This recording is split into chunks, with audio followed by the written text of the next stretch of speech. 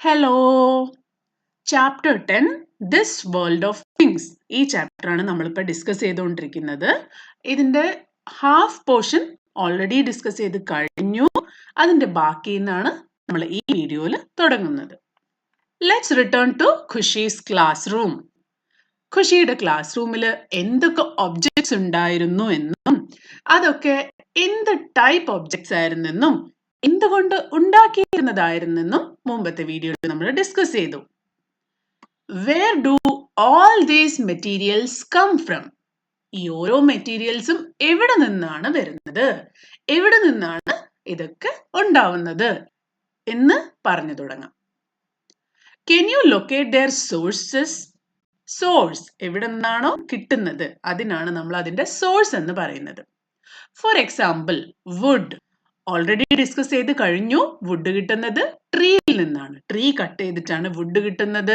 ആ വുഡ് ഉപയോഗിച്ചിട്ടാണ് wooden furnitures ഒക്കെ ഉണ്ടാക്കുന്നത്. Next metals. എവിടുന്ന മെറ്റൽസ് കിട്ടുന്നത്? ക്ലോത്ത്സ് എവിടുന്ന വരുന്നത്? അതിനു മുമ്പ് do you know glass is mostly made of sand. നമ്മൾ കാണുന്ന ഗ്ലാസ് ഉണ്ടാക്കുന്നത് സാൻഡിൽ നിന്നാണ്. മെറ്റൽസ് എവിടുന്ന മെറ്റൽസ് കിട്ടുന്നത്? ഇവിടെ കുറച്ച് എക്സാമ്പിൾസ് കൊടുത്തിട്ടുണ്ട്, നമുക്കൊന്ന് നോക്കാം.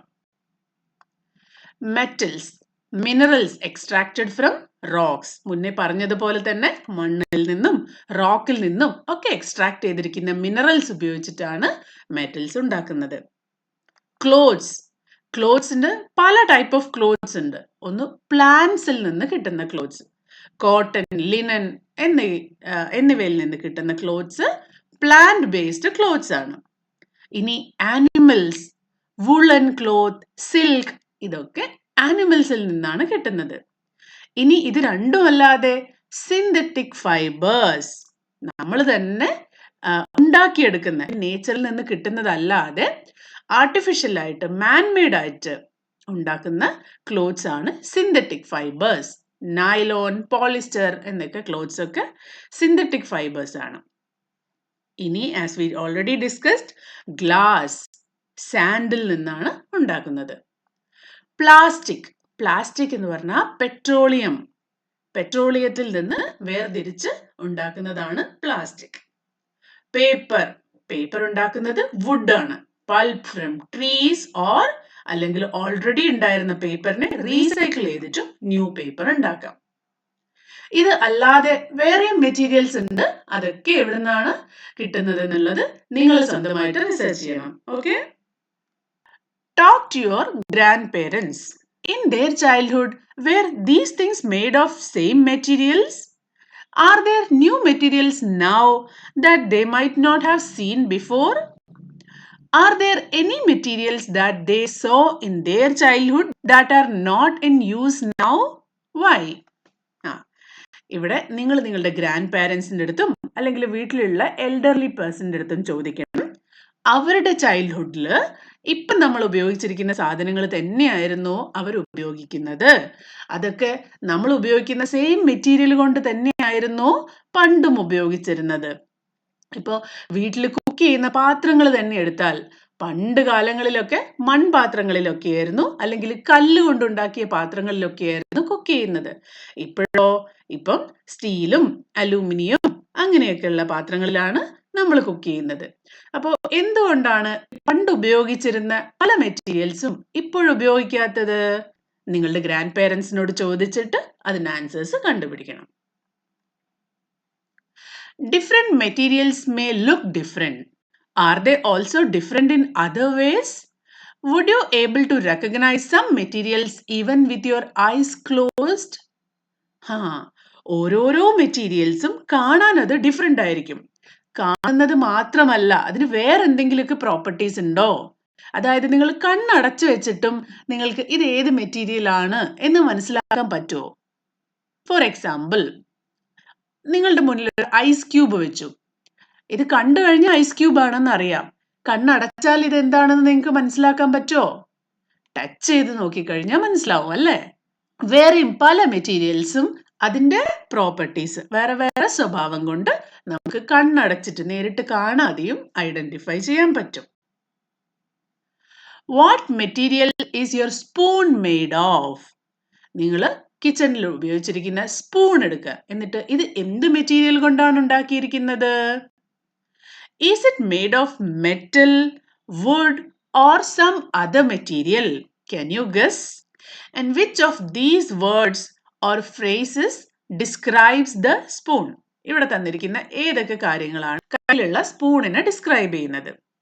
സ്മൂത്ത് ആണോ റഫ് ആണോ? ടച്ച് ചെയ്ത് നോക്കുക അല്ലെ. ഫസ്റ്റ് സ്മൂത്ത് ആയിട്ടുള്ള സ്പൂണാണ് അല്ലെങ്കിൽ റഫ് ആയിട്ടുള്ള സ്പൂണാണ്?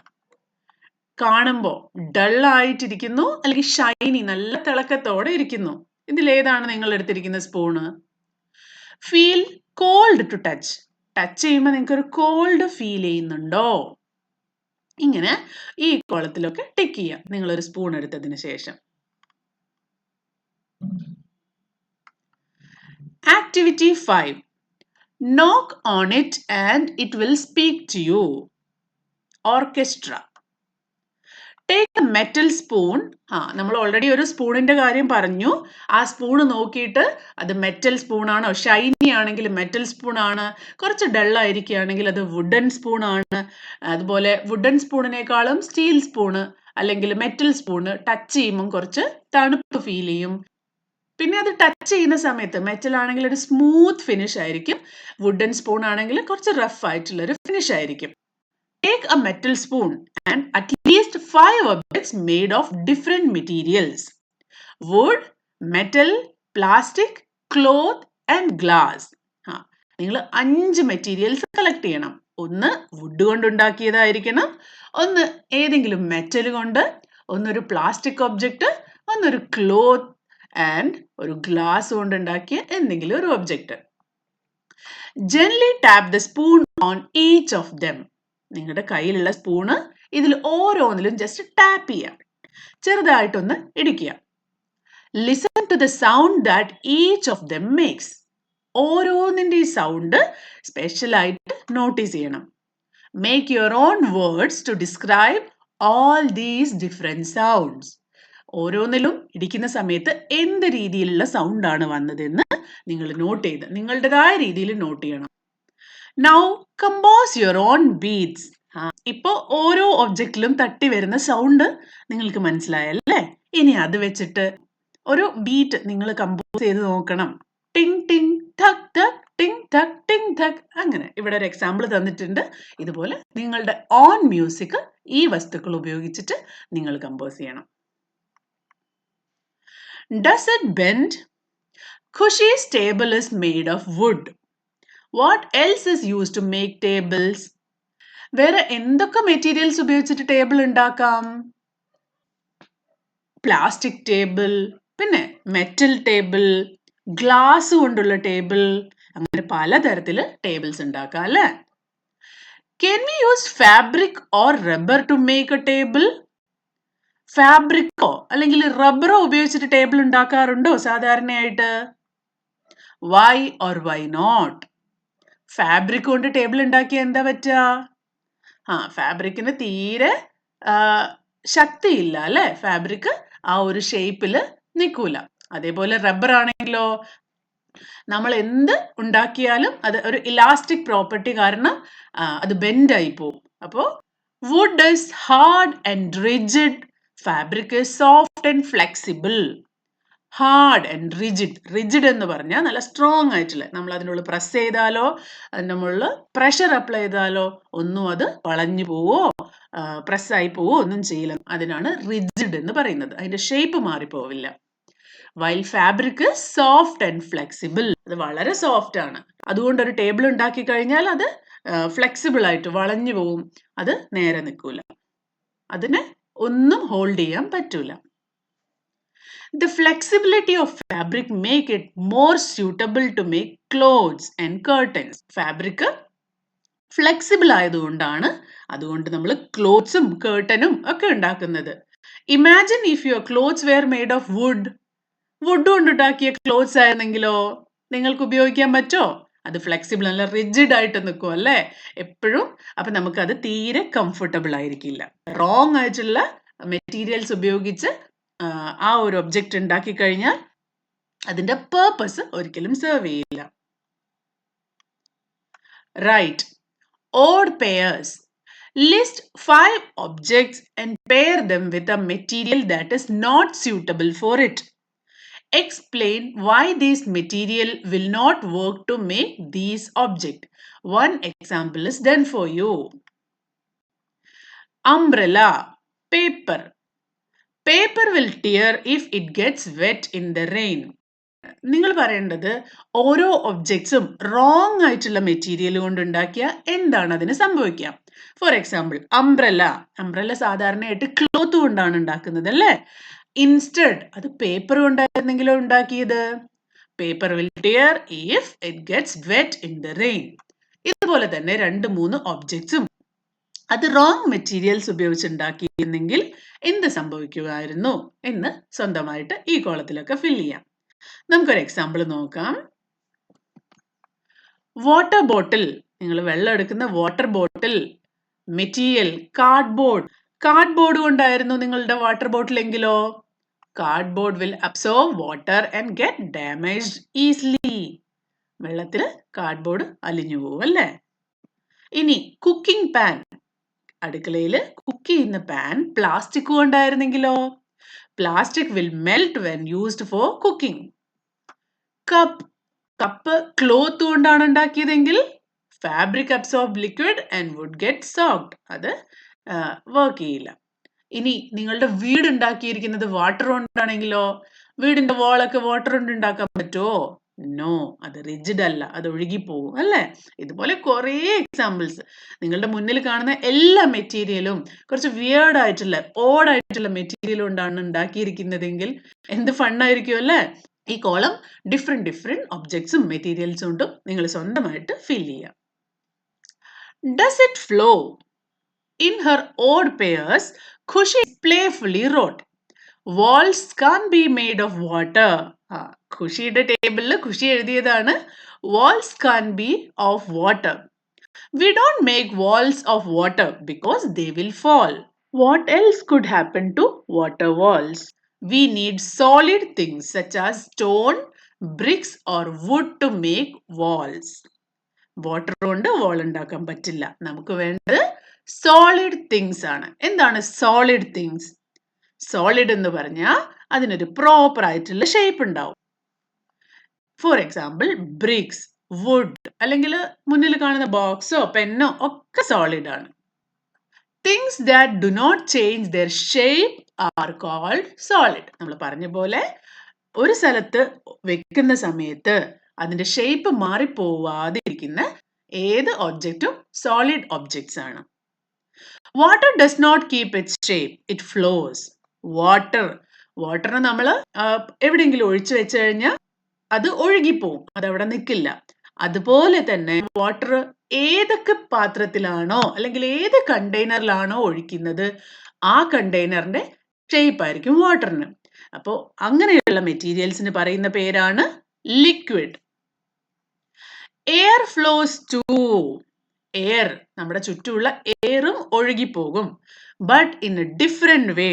വാട്ടറിനും എയറും രണ്ടും ഒഴുകിപ്പോകും, പക്ഷെ രണ്ടിനും ഒരു ഡിഫറൻസ് ഉണ്ട്. എന്താണത്? If you pour water into a cup it stays there. വെള്ളം ഒരു കപ്പിൽ ഒഴിച്ചാൽ അത് അവിടെ തന്നെ നിൽക്കും. Water is a liquid. Air does not stay in a cup. എയറിനെ ഒരു കപ്പിൽ ഒഴിച്ചു വെക്കാൻ നമുക്ക് പറ്റില്ല. It just floats in and out. That is because air is A gas. അപ്പൊ നമ്മൾ 3 ടൈപ്പ് ഓഫ് മെറ്റീരിയൽസ് പഠിച്ചു. എന്തൊക്കെയാണത്? സോളിഡ്, ഒരു ഒബ്ജക്റ്റ് ഒരു സ്ഥലത്ത് വെച്ച് അതിന്റെ ഷേപ്പ് മാറിപ്പോവാത്ത ഒബ്ജക്റ്റ് ആണ് സോളിഡ്. ലിക്വിഡ് എന്ന് പറഞ്ഞാലോ, ലിക്വിഡ് എവിടെയെങ്കിലും വെച്ചാൽ ഒഴുകിപ്പോകും. അതുപോലെ തന്നെ അത് ഏതെങ്കിലും ഒരു കണ്ടെയ്നറിൽ നമുക്ക് ഒഴിച്ചു വെക്കാൻ പറ്റും. അപ്പോൾ ആ കണ്ടെയ്നറിന്റെ ഷേപ്പ് അത് അക്വയർ ചെയ്യും. അതിനാണ് ലിക്വിഡ് എന്ന് പറയുന്നത്. എന്നാൽ എയറിന് നമുക്ക് എവിടെയും സ്റ്റോർ ചെയ്ത് ഓപ്പൺ ആയിട്ട് സ്റ്റോർ ചെയ്ത് വെക്കാൻ പറ്റില്ല. അത് ഒഴുകിപ്പോകും. അതിനൊരു പെർട്ടിക്കുലർ ഷേപ്പും ഇല്ല. So objects can be classified as solid, liquid and gases. നമുക്ക് നമ്മുടെ ചുറ്റുമുള്ള എല്ലാ ഒബ്ജക്ട്സിനെയും ഇനി 3 കാറ്റഗറി ആയിട്ട് ഡിവൈഡ് ചെയ്യാം. എന്തൊക്കെയാണത്? Solid, liquid, gases. Solid.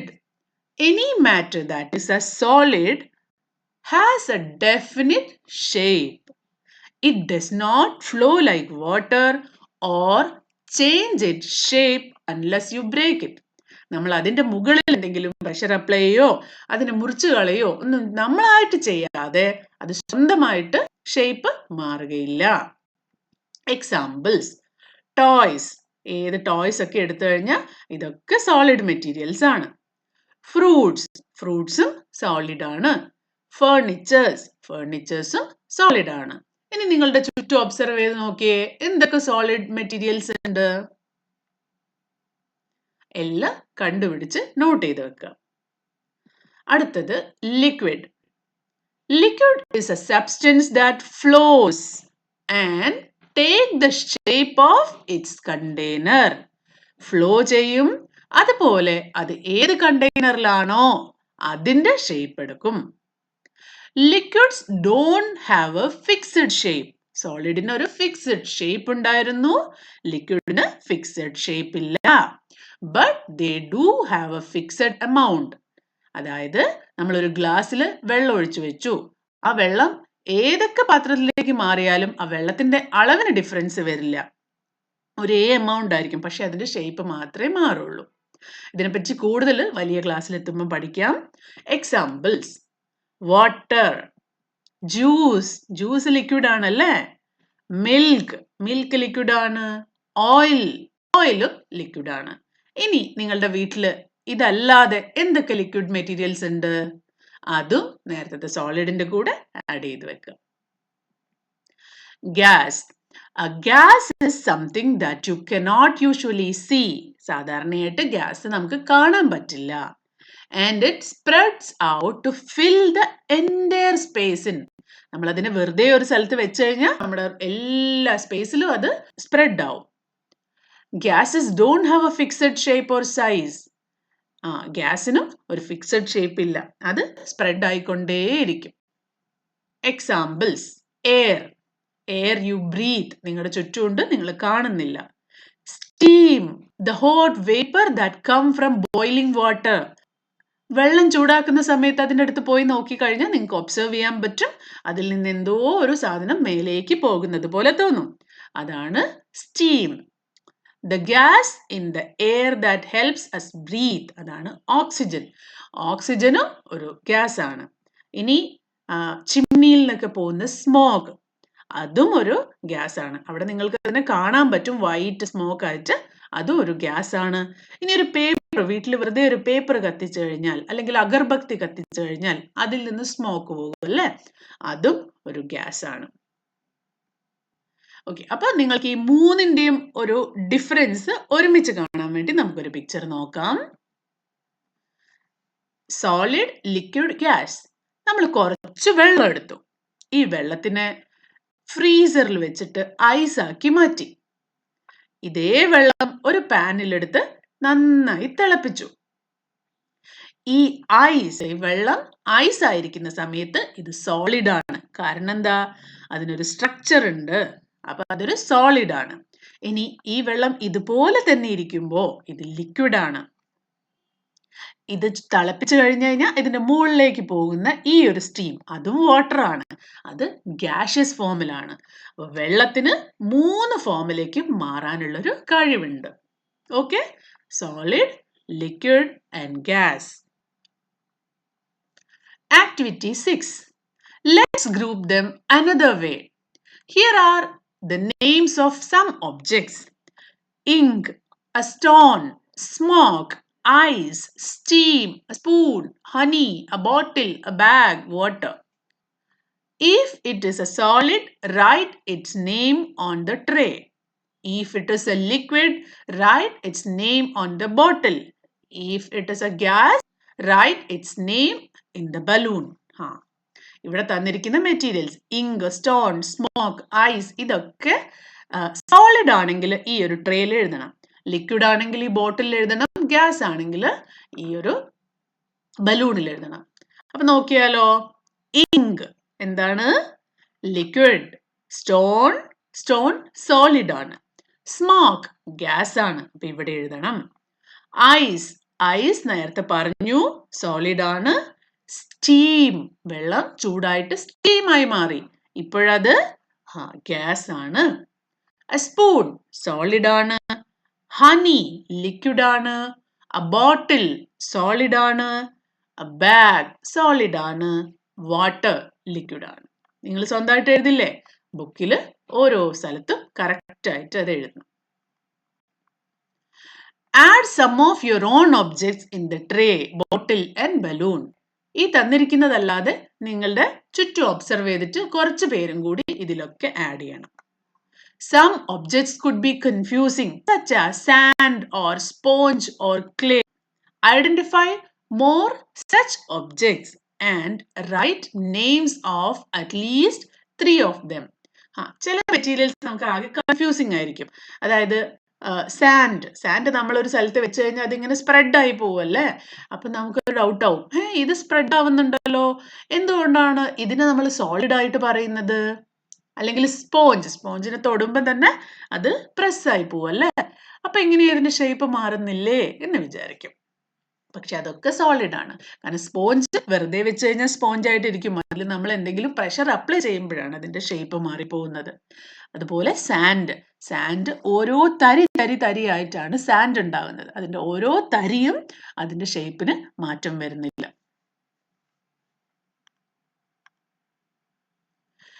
Natural and artificial. ഇനിയാണ് അടുത്തൊരു ടൈപ്പ് ഓഫ് ക്ലാസിഫിക്കേഷൻ വരുന്നത്. Transparent, translucent, opaque. ആദ്യം ആ ഒരു ക്ലാസിഫിക്കേഷൻ കഴിഞ്ഞു.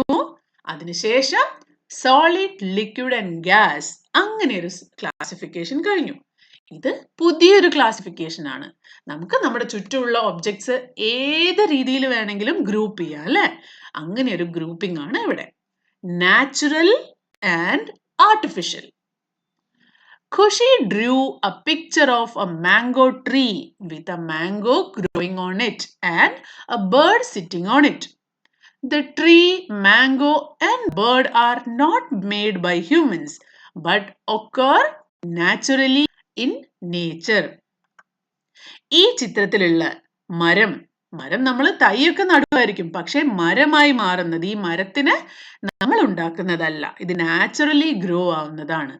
അതുപോലെ ഈ ഫ്രൂട്ട്സ്, അത് പഴങ്ങള് മരത്തിൽ ഉണ്ടാവുന്നതാണ്. ഈ ബേർഡും നമ്മൾ ആരും ഉണ്ടാക്കിയതല്ല, നാച്ചുറലി ഉണ്ടായി വന്നതാണ്.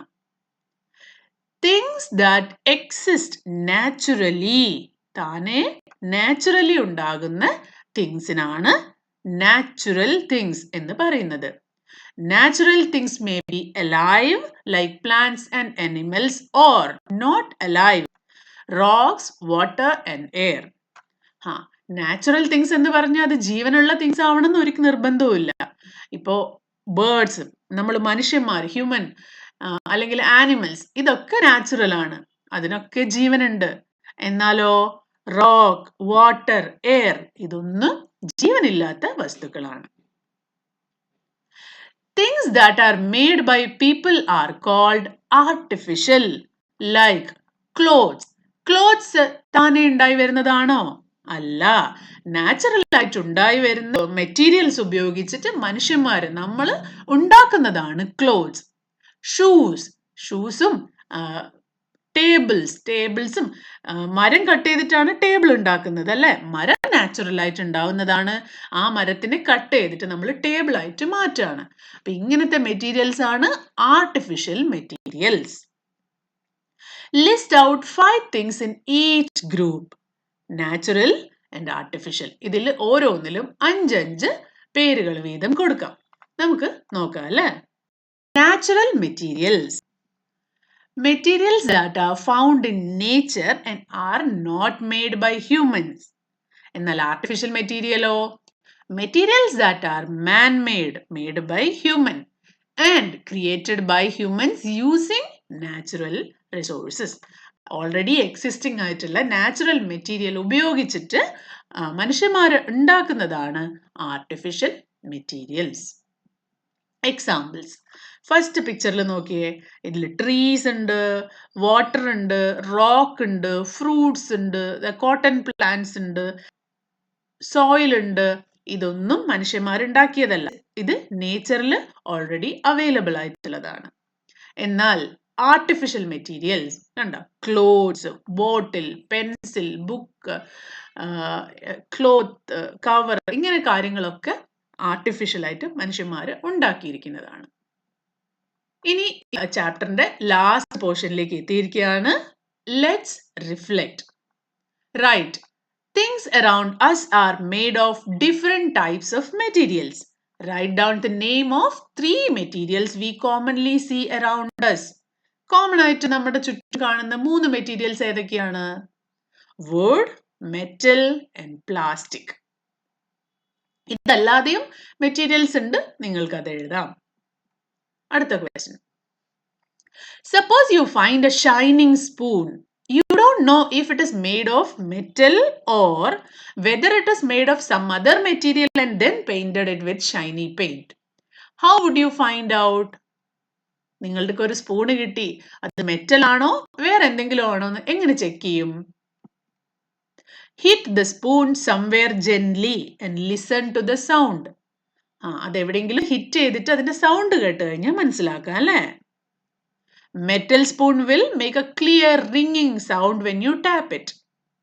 Plastic or other painted spoon will make a dull sound when you tap it. ഇതൊരു എക്സാമ്പിൾ ആണ്. നിങ്ങൾക്ക് വേറെയും മെത്തേഡുകൾ എഴുതാം. Draw 3 natural and 3 artificial things. Natural. Apple natural ആണ്, ലീഫ് നാച്ചുറൽ ആണ്, റോക്ക് നാച്ചുറൽ ആണ് അല്ലേ? നല്ല ഭംഗിയായിട്ടുള്ള പിക്ചേഴ്സ് വരയ്ക്കണം. ഇത് തന്നെ വരയ്ക്കണം എന്നില്ല, നിങ്ങളുടെ ഇഷ്ടപ്പെട്ട കാര്യങ്ങൾ വരയ്ക്കാം. ആർട്ടിഫിഷ്യലോ? ബുക്ക്, കാർഡ്ബോർഡ് ബോക്സ്, ടേബിൾ, ഇതൊക്കെ ആർട്ടിഫിഷ്യൽ മെറ്റീരിയൽ ആണ്. Do it. Match the pairs. Transparent, translucent, opaque. Right സൈഡിൽ കുറച്ച് മെറ്റീരിയൽസ് കൊടുത്തിട്ടുണ്ട്, അതിനെ മാച്ച് ചെയ്യണം. Transparent. A glass used in spectacles. അത് ട്രാൻസ്പെറൻറ്റ് ആണല്ലേ? ട്രാൻസ്ലൂസൻറ്റോ? A lampshade made of paper. Opaque, a plate. അപ്പോൾ ഈ ചാപ്റ്റർ ഇവിടെ അവസാനിക്കുകയാണ്. നമ്മുടെ ചുറ്റുമുള്ള മെറ്റീരിയൽസ് അത് എന്തുകൊണ്ടാണ് ഉണ്ടാക്കിയിരിക്കുന്നതെന്നും അതിനെ ഡിഫറെൻറ്റ് ടൈപ്സിൽ എങ്ങനെ ക്ലാസിഫൈ ചെയ്യാം അല്ലെങ്കിൽ എങ്ങനെ ഗ്രൂപ്പ് ചെയ്യാം എന്നുള്ളതുമാണ് നമ്മളിപ്പോൾ പഠിച്ചത്. മെയിനായിട്ട് പഠിച്ച കാര്യങ്ങൾ എന്തൊക്കെയാണ്? ട്രാൻസ്പാരൻറ്റ്, ട്രാൻസ്ലൂസൻറ്റ്, ഒപാക് എന്ന് ക്ലാസിഫൈ ചെയ്യാം, അല്ലെങ്കിൽ സോളിഡ്, ലിക്വിഡ് ആൻഡ് ഗ്യാസ് എന്ന് ഗ്രൂപ്പ് ചെയ്യാം, അത് അല്ലെങ്കിൽ നാച്ചുറൽ ആൻഡ് ആർട്ടിഫിഷ്യൽ എന്ന് ഗ്രൂപ്പ് ചെയ്യാം. അപ്പൊ ഈ ചാപ്റ്റർ എല്ലാവരും നന്നായി മനസ്സിലാക്കണം. ഇത് വളരെ ഇമ്പോർട്ടൻ്റ് ആയിട്ടുള്ള ബേസിക്സ് ആണ്. അടുത്ത ചാപ്റ്ററായിട്ട് ഞാൻ പെട്ടെന്ന് വരാം. അതുവരേക്കും ബൈ.